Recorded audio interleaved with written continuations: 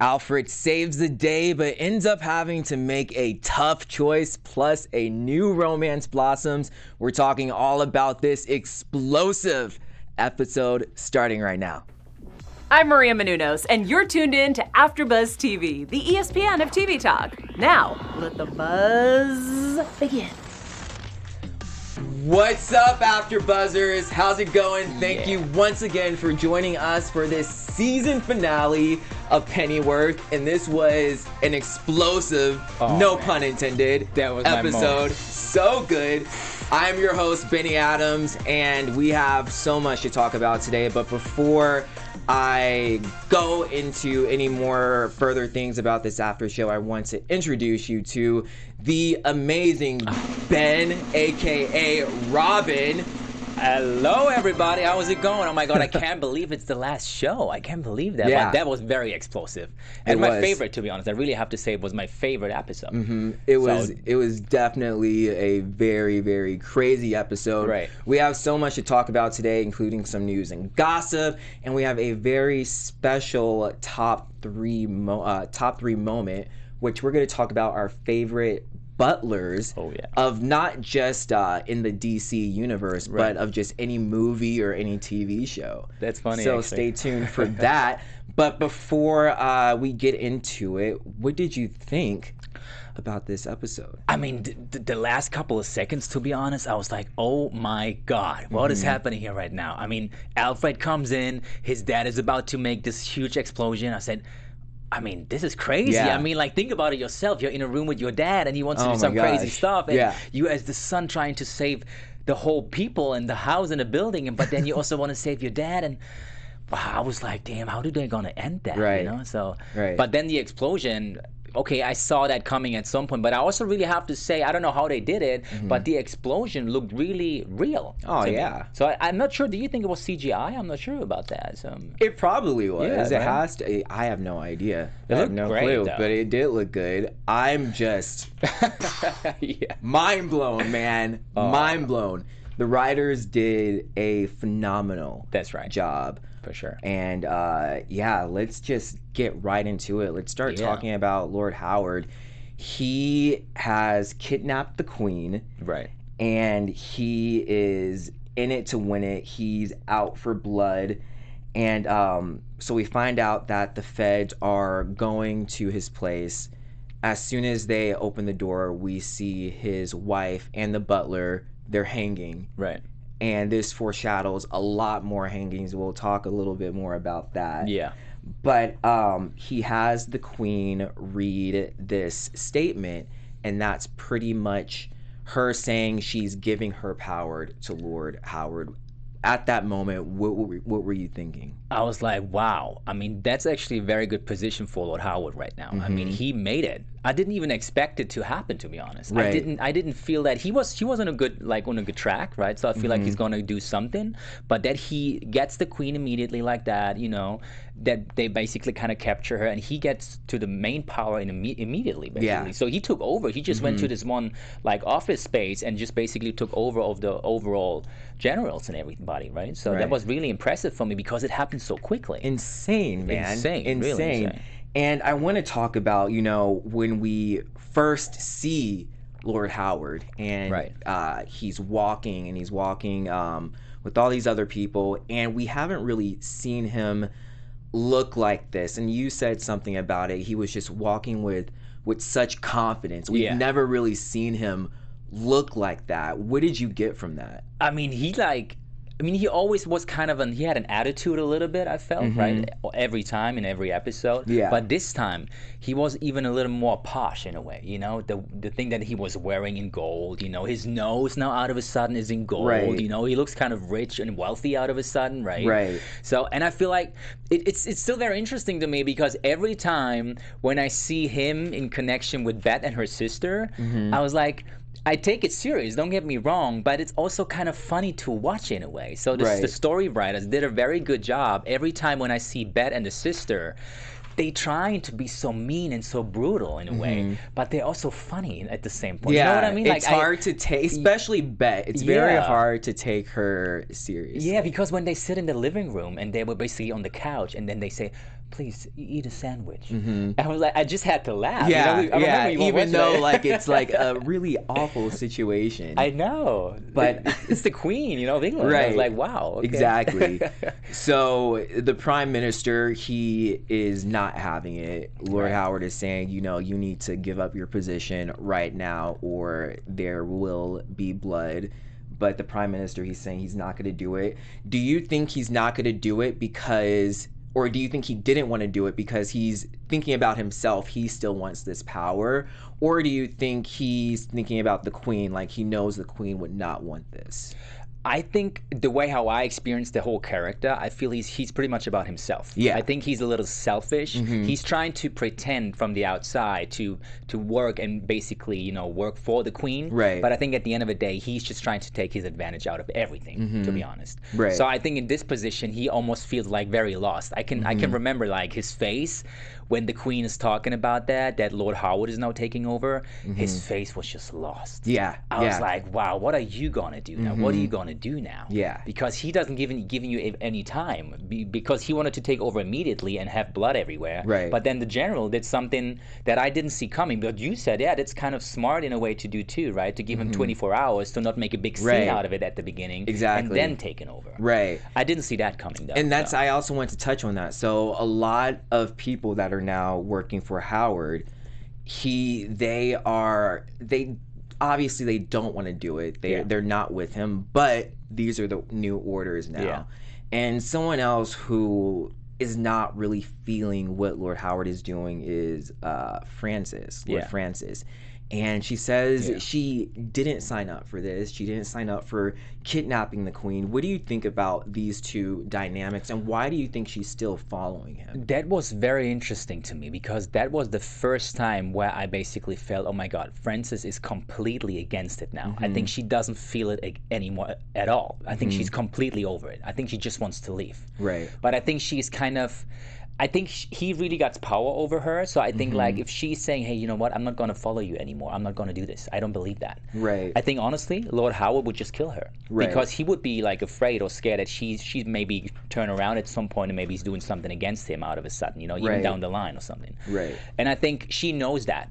I think she knows that he can be very brutal if he wants to, if he has to be.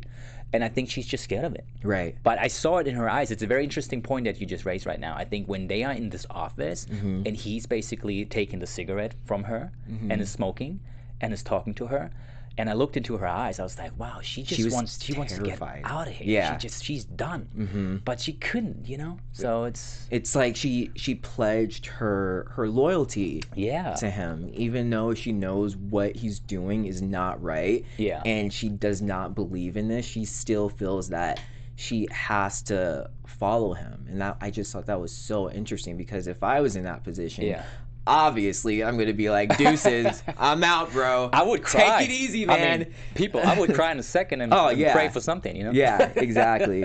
Well, there was definitely a lot of OMG moments. Oh yeah. One OMG moment that just blew my mind was Undine Twait. I think I'm pronouncing her name right. I was shocked when we find out that she was hanged. I mean, were you expecting that? Yeah, I mean, honestly, it took me even a second. Remember that scene when they're basically taking her out of the house? Yeah. It took me even a second to recognize her. I just saw this blonde woman at the beginning. I was like, who is that? And then I was like, oh, it's her. And then the next scene, boom, she was already dead. I was like, whoa. Coming back to, wow, that happened very quickly. The whole change of power just happened in a second. It felt like, when I watched it, it just felt like in 30 minutes, the whole city kind of changed. Yeah.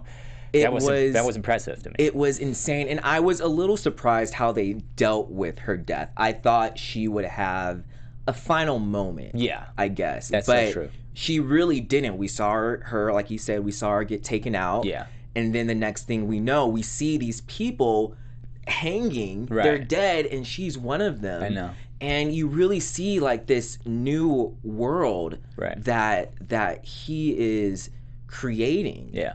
And it really just shows you the type of person he is compared to, I think, if Undine Twait got in command, do you think she would have been that evil? I don't think so. I mean, that was one of the scenes where I felt like, wow, that happened a little bit too fast, because I was expecting that they're just gonna take her, they're gonna capture her somewhere in a cell or whatever, and then they're gonna punish her, trying to get even more information out of the no-name. Like what they did with Lord Howard in the beginning. Exactly. Yeah. I expected the same thing. Why killing someone if you just have power over them right now and just trying to get even more information? Then maybe at some point you can still hang them or whatever. Right. So that was a little fast to me, if you ask me. But I didn't write it down. Exactly. If I would have changed that. Well, as soon as Lord Howard as soon as he was able to get into power, it was taken away. Right. Enter Alfred. But before we go into Alfred and his relationship with his dad, I think you have a little important information. Of course, to tell our viewers. Have important information. I mean, we talked about this episode already, which was so informative. Yeah. I mean, this is crazy. But to do all that, people, we also wanted to say thank you for your support, by the way, right? Because you make us the ESPN of TV talk, right? And we would be nothing without you guys, because you are joining in every week, every day to all of our shows. And we definitely wanted to say thank you, right? And if you can watch it for some reason, hey, we also have a podcast, right? So you can go on iTunes and you can even listen to us right now if you're not able to watch us, right? So thank you again very much. Keep up with that. And also, if you're on YouTube right now and you're watching us, give us 5 stars and also 5 thumbs, as I'm always saying, right? Thanks again. Have a great week and see you soon. Thanks, man. Oh, yeah. Another good one. Of course. Thank you, Ryan. All right, let's talk about Alfred and his dad. This was one of my favorite storylines because you really get to see the dynamic between the two. So we start out with Alfred. He is trying to leave the country. Yeah. He wants to go to New Orleans. Yeah. He doesn't really get to go. The police stop him. Let's talk about that fight scene. Love it. I loved that fight scene. You know why I liked it? Because it really gave me a little Easter egg kind of sense of old school Batman, the Batman that came out like back in the day. Good point. And with the music and everything, but with a little twist, because the music was somewhat more relatable to Alfred, and I loved that. What did you think about that? That was great. I didn't see this fight scene coming, to be honest. I was just thinking that they're trying to get their way out of there or something from the port, right? But I felt like, wow, when that started, I was like, wow, that was very dynamic. I like that. And then also, I was really thinking about this pow pang from the old Batman movies. But I was like, wow, if they would have put that in there, that would be like amazing, So that was really cool, and it really reminded me of Batman too, right? So, because honestly, when we watched the last episode last week, I felt like, he's really leaving the country, right? So I already had that in my head that he's gonna leave. Right. Now having the turn and he basically going back and just taking the car of the police and drives back to town was also very surprising to me. I don't know what you felt about that. Well, and speaking of that, so he does take the car and leave, and he goes straight to Martha, and he goes straight to Martha's place. Right. Thomas is there, and we'll talk about their little budding relationship. Ryan, are you ready for that? Oh yeah. I'm ready. Okay. But we find out that Alfred, he learns the truth about the Queen, and he comes up with this brilliant idea. Let me save the Queen so I can get pardoned. Right. And the cops won't be after me anymore. But do you really think he wanted to save the Queen because of that? Or do you think he wanted to save the Queen because he just knew it was the right thing to do? I mean, I'm not sure about that, to be honest, because I felt like that he still felt kind of bad about leaving his parents behind, to be honest. So I think he was thinking about himself too. Right. But I think Alfred in general, I think, is not very selfish person per se. I've never seen him like that, to be honest. I think for me, he was always like he wants to do it right, not just for him, but for everybody that he knows and loves around him. So I felt like he was trying to combine these two things, to be honest. Right. That's what I felt. Yeah, I think it was a little bit of both. Yeah, you know, sure. I think he definitely saw an opportunity because, like you said, he wants to be able to see his parents. He wants to be able to see his friends. He wants to be able to live a normal life. He doesn't want to be on the run. But at the same time, you can tell he is a very good person at heart. And he saw something that, he just felt it was the right thing to do. Yeah, exactly. And so, I thought it was a little bit of both. Sure. But let's move on to his father. Yeah. Where his dad is, unlike Alfred, his dad is ecstatic about what has happened. And one thing that really stood out to me was when his dad said, "The future is looking bright." And this is right after we saw all the bodies hanging. Right. What did you think about that? I was like, that was a wow moment to me, to be honest. And then, I mean, this reaction, and then also seeing him like in front of all these people, because he has this meeting with all his like followers, right? With people also believing in the Raven Society, and I felt like he was even the leader of this group. I was like, wow, that's a completely different level now, how I'm seeing this father right now, because I never saw him like that. I was always seeing him in a way like he was following the whole crowd, but I've never expected him to be even a leader of a small group, you know, leading them towards the Raven Society's goals and stuff like that. That was very like, whoa, because it feels like that changed also the dynamic between him and Alfred completely.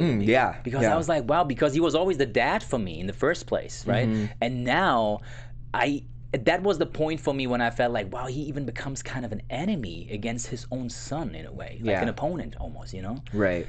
That was very interesting. I didn't see that. I was not. So of course we always knew that his dad was he was with the Raven Society. That's true. But I never realized, and I'll say this, like his dad is.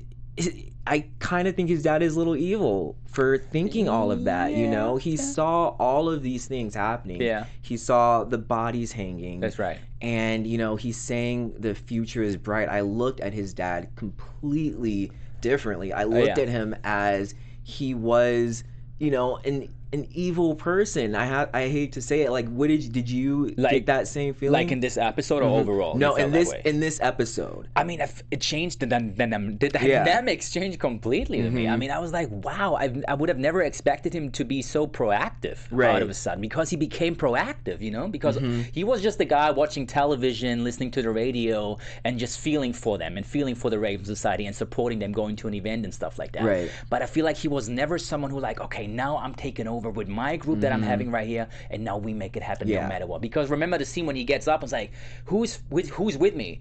And everyone freaks out and is with him, right? So that was interesting to see, because I didn't see that they gonna change his character dynamic so much, you know, at the end. I didn't see that. And the writers did a really good job. And I've with how they changed his character so quickly, and I've just wondered, like, why is his dad so gung-ho about these people? Good question. You know, and I really hope they touch on that in season 2. That's because we never actually really experienced why he is so much into the Raven Society. Right, yeah, exactly. That's a very good point. But let's move on to, so, you know, his dad is really ecstatic and happy, but that doesn't last for long, because once again, Alfred saves the day. He saves the queen.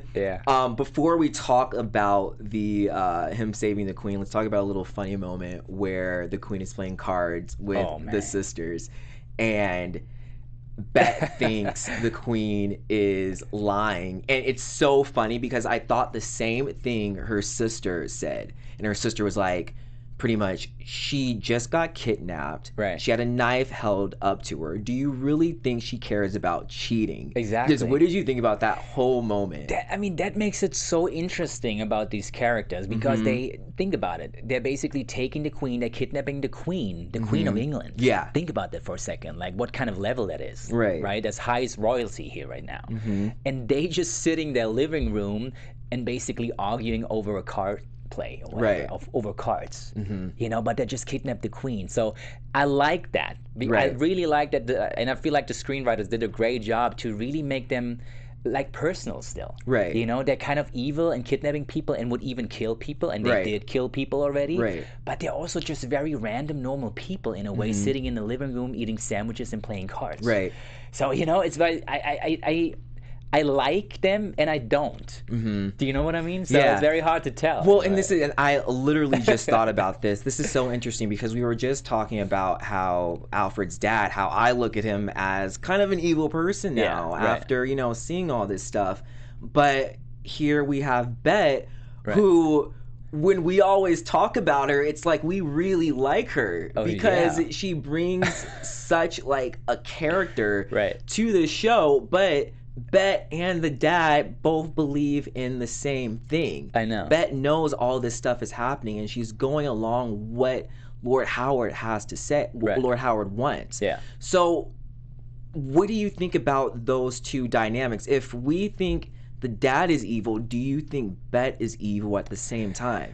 I mean, sometimes I'm really thinking when I'm watching her and the things that she says, sometimes she feels still like a young girl to me. You know, she still feels like a kid. So sometimes I'm even asking myself, is she on the same level like everyone else? You don't think she knows better?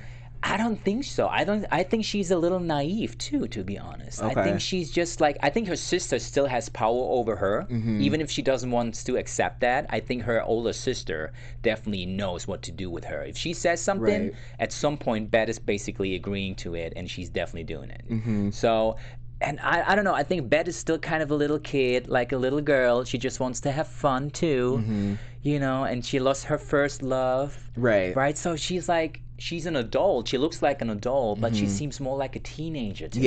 Yeah. You know, let me do this. Yeah, of course we can kidnap him. And then we have fun and play cards. But why is she cheating on me right now? I'm playing cards with her, you know?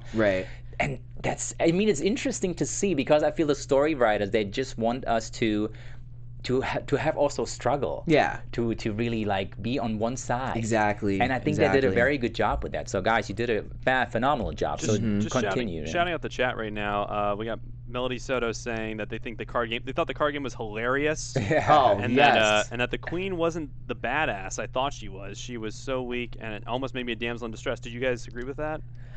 The queen was doing what she was told to do, but that, you know what, you bring up a very good point, because I was thinking this.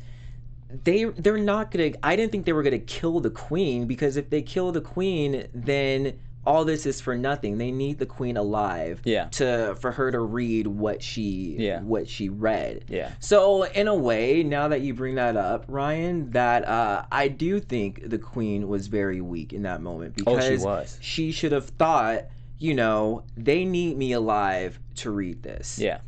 So I'm not going to read this, and I'm going to try and figure out a way to get out of this. Yeah, that's right. What did you think about that? I think when they play cards in the living room, I think she felt weak to me. The way how she behaved, her expression was very weak in a way.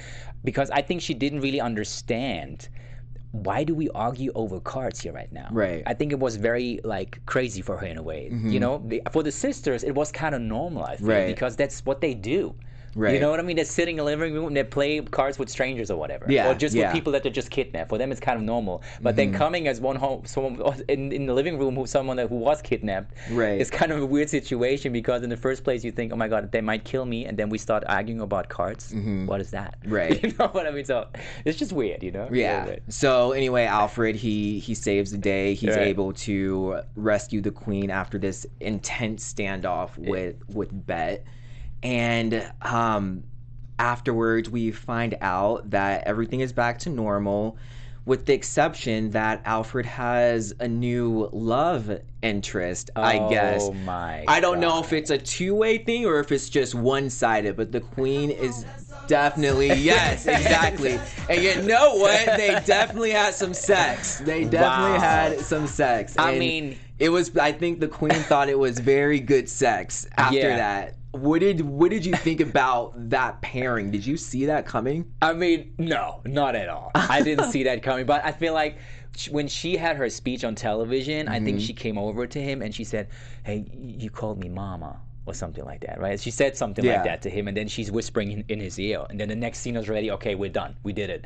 So he felt like when I saw his face standing in front of the bed and the queen is still laying in the bed, he felt like a little boy in a candy shop. You know what I mean? So, oh my God, I the queen right now. Exactly. Oh my God, I'm one of the few people who did that, you know? So. And so, I think for the queen and Alfred, they're both looking at this situation in different ways. For the queen, she's looking at it as, this guy just saved my life. So she's looking at him as if, you know, he's her hero.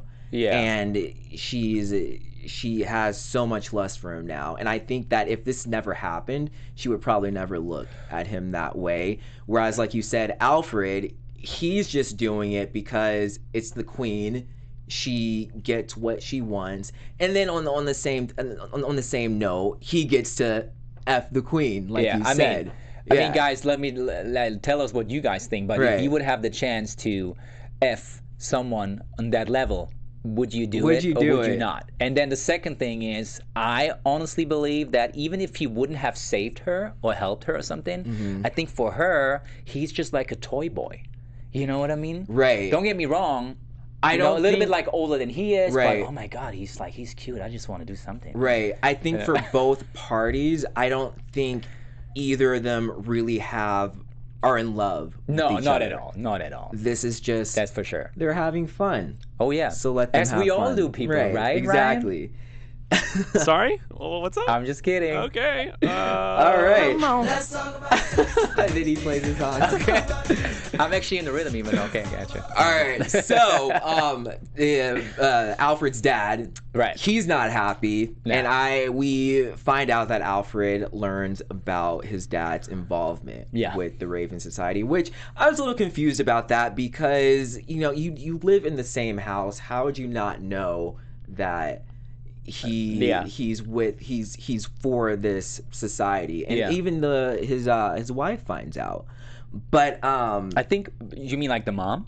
Yeah, I think she knew about that already for decades almost. Right. I think she knew about that for a very long time already. So if she's able to pick up on it, why wasn't Alfred? And Alfred's a very smart man. That's right. That's why I was a little confused about that. That's an interesting point that you just raised. I believe when I'm thinking about the very first or the second episode, remember, I think at the beginning, the dad and Alfred, they didn't really talk much with each other. They didn't really have that relationship that they had at the end. Out of a sudden, talking about even the illness that the dad has. Out of a sudden, and being quite open with each other didn't happen in the first couple of episodes. Yeah. So I think if you have that relationship with someone who's even your parent or whatever, that doesn't always mean that you talk about everything just because it's your dad or he's your son or something. Exactly. So I think that's where it comes from, I guess. Right. And so we also find out that Alfred, he tells his father that he knows about his cancer.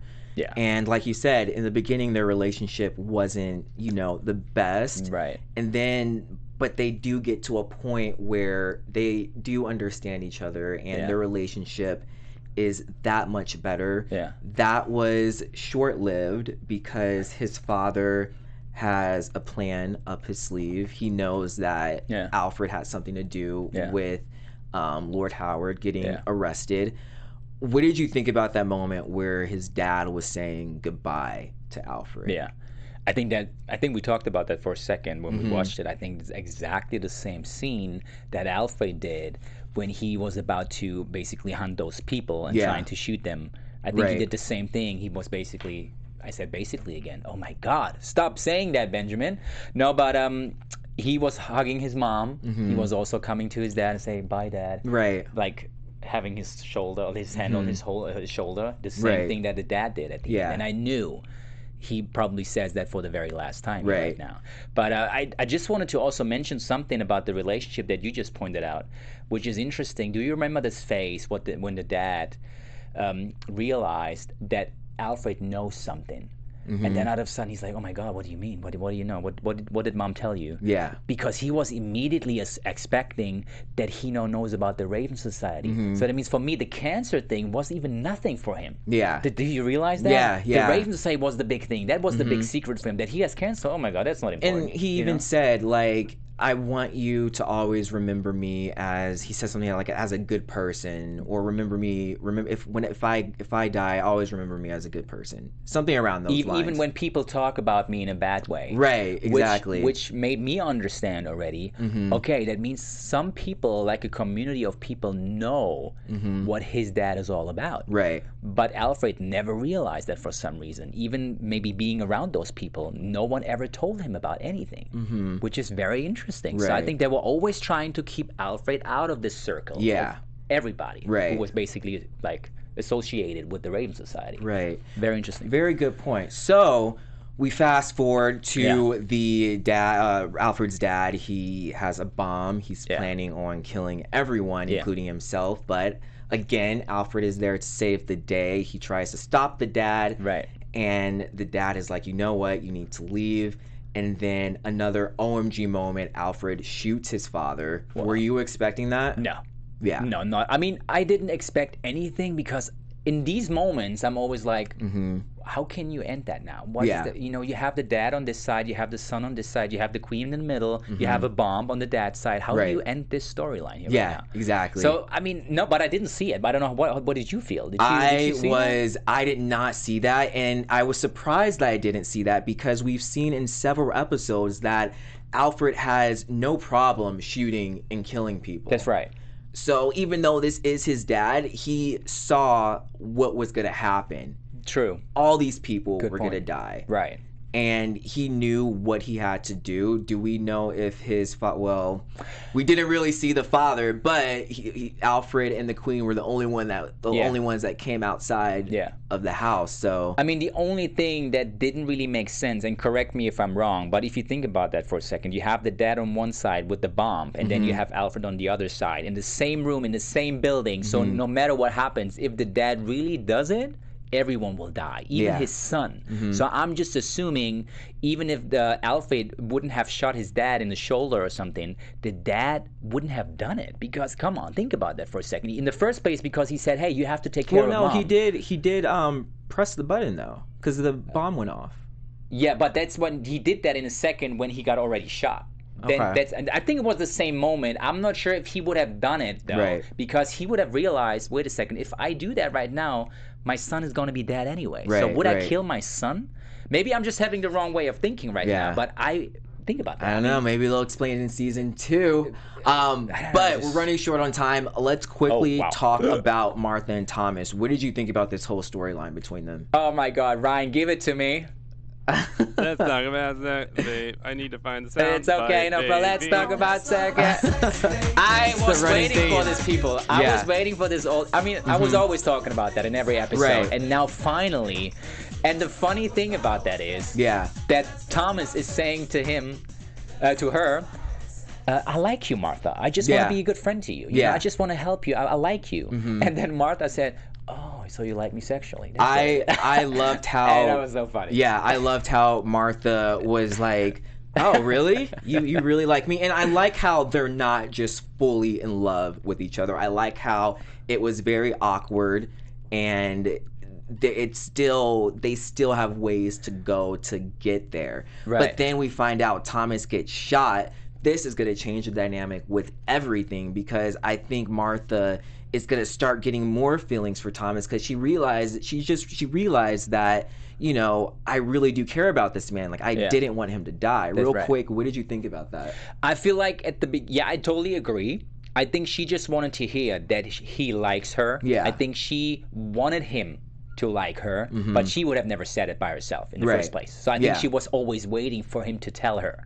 And when he did, oh my God, okay, now I can be even more open and tell you too. But then the scenario, and we talked about that while we were watching it, very interesting moment, because no one saw it coming. I mean, they were about to do it, and then he got shot from outside in the shoulder and went down, and I was like, okay. And then the next scene is you see Alfred on the motorcycle, like riding away. So everyone was thinking, oh my God, it was Alfred. I don't think it was Alfred. No, I don't think. I don't think that either. But we will find out in season 2. Let's get into our special segment, where it's our special segment. That's right. We picked 3 butlers of all time. Oh my God. Of all, like in any movie or any TV show. That's right. So you lead the way, or actually I'll start with this guy. So you all know him. I love this Fresh guy. Prince of Bel-Air. He went by the name of Jeffrey. I picked him because he was such a cool butler, and everyone loved him. And I mean, I love this guy, and I was always saying when I was watching that in Germany, it was even also a big hit in Germany, by the way, guys. He should have gotten a spin-off. Just this character. I mean, I always wanted to know, where is this guy coming from? Because you just seen him scenes coming in saying some crazy stuff, very, very funny, and then he was gone. And then he came back. So I wish they would have done something with him. But he was played by Joseph Marcel. Who did you pick? I picked the legend because I like this guy. I grew up with him, Michael Caine. Right? I definitely have to pick him because honestly, he was the best choice for me so far. Right. We talked about Pierce Brosnan, like rumors that he's going to be the next the butler. So I'm not sure about that, but Michael Caine, since I was a kid, I was watching the Batman movies, and he was always the guy for me, right? So he was basically always the picture that I had in my head when I thought about a butler. It was Michael Caine. This posh guy, very well educated, very carrying himself in a very proper way. So I really like that about him. So I hope, Pierce, you're gonna do a great job in the future, but I don't doubt it. I think you're gonna do a great job. So right. And then this one was picked none other by the lovely Cherry. Oh yeah. This one is from Black Ladder, Rowan Atkinson. Forgive me if I'm pronouncing the name wrong, but this one was a cool one. A little unfamiliar with it, but yeah. I mean, you know who that is, right? Yes, I do know who it is. Who played Mr. Bean. Right. Yeah. Okay. Yeah. Cool. Awesome. I mean, who doesn't know Mr. Bean? Come on. One of the funniest people on earth, I guess. Well, those are our three top picks. Let us know in the chat who you guys think are just your all-time favorite butlers. Let's go to some news and gossip. Yeah, let's do some news. And we're going to start with the very first one, which is very interesting. You might have heard about it already. We're going to have Batwoman coming out. I don't know if you on CW. Yeah. Batwoman's coming out next week on Saturday, on the 6th of October. Very interesting. And what's interesting about it is she's going to be portrayed by Ruby Rose. She's an Australian actor. She's a model. And I just wanted to basically point that out for a second, because she said something about her costume. That's one of the news. She basically was complaining a little bit at the first, when they shot the pilot, because she had to go to the bathroom. Oh, yeah. And I was like, man, I just want to have something like all the Batman have. It's so they have funny. A zipper or whatever, I guarantee you everyone who has worn that suit or has worn any type of superhero suit has had that problem. Exactly. But as a man, you know what? It's a little about. Right. I mean, come on, guys. Costume, wardrobe, please do it for us, right? We all have that need, no matter who we are. Right. But I also wanted to show you some other stuff, very interesting. Obviously, we have the Joker, right? I mentioned that already last week. The spin-off, just the Joker movie, which is not really related to the DC universe, but still played by Joaquin Phoenix. I love this guy. It's coming out next Friday. Joker, the movie. Trailer looked great. I don't know if you saw the trailer, really right? good. I mean, guys, if he's not going to win, or at least going to be nominated for an Oscar, I don't know what's going to happen. But also, one of the rumors I wanted to point out is that Jonah Hill is in discussion to basically, I said basically, but I don't care, a villain in the new Batman movie, portrayed by Robert Pattinson, as we all know already, right? He's confirmed, and now people are rumoring that Jonah Hill is playing one of the villains. They want to have 6 villains in total in all these 3 movies, because they're going to do 3 movies, and he probably is going to play the Penguin. Right. Remember from back in the day? I can see that. I can definitely see that. I can definitely see him as the Penguin. Right? That's crazy. I know, right? I didn't see that, but now that I see the Penguin from back in the day with Danny DeVito, right? Right. That was awesome. So I can definitely see Jonah as well. And now also coming back to Ruby Rose. I mean, it sounds very crazy at the very beginning, but she's okay, guys. I can tell you that she's fine, but she had a surgery, because what happened is she did some crazy stunts by herself for a movie that she did before, and what happened is she basically kind of displaced some disc in her back, and she was very close to get paralyzed. Oh, no. And that was very serious. So she had a very long surgery to get that straight, to get it right, and now she can obviously still walk and do and does Batwoman, but she was very close to be paralyzed. Think about that for a second. That's insane. And the first thing that I had in mind, how ironic it is sometimes to play a superhero, and then out of a sudden you can't do it anymore. Think about Christopher Reeve, who played Superman. Yeah. He had his horse riding stuff, and then out of a sudden he fell down, and boom. It's very, very dangerous. Yeah. So I just wanted to point that out. Actors are not just acting; they do a lot more, and they're also risking their lives. So. Well, thank you, man, for that news and gossip. We really appreciate it. Let's really touch on predictions. We kind of touched on predictions, but we need to know if there will be a season 2. I haven't really seen anything. I haven't heard about any cancellations. I did some research. I haven't seen anything, but you're right. I haven't read anything about cancellations or something. Right. So I'm gonna say I'm gonna have hope for a season 2. I'm positive. I've heard nothing but good reviews. That's right. For the show. Every week when I did my research and saw the news, people were just talking positively about it. So I cannot expect to not have a season 2. Right. So well, hopefully you guys will be seeing season 2 very soon. Sure. Because I still want to see Martha and Thomas, you guys. You know what I'm talking about, right? Exactly. Now, well, that is all the time we have for today. Thank you guys so much for joining us. I'm your host, Benny Adams. You can find me on all social media at Benny J. Adams. Yeah, hey guys, this is Benjamin Schnau. You can also find me on all the platforms at Benjamin Schnau, SCHNAU. And I also want to say thank you to all of you guys joining in every week for all the episodes. We really enjoyed you guys. Keep up with that, right? Also for all the other shows that we have. And we're definitely going to be back with the second season if they let us, okay? Thank you guys. Make it work. We'll see you. Peace out. We'll see you soon, hopefully. Peace. Our founder, Keven Undergaro, and me, Maria Menounos, would like to thank you for tuning in to AfterBuzz TV. Remember, we're not just the first, we're the biggest in the world, and we're the only destination for all your favorite TV shows. Whatever you crave, we've got it. So go to AfterBuzzTV.com and check out our lineup. Buzz you later. The views expressed herein are those of the hosts only and do not necessarily reflect the views of AfterBuzz TV or its owners or principals.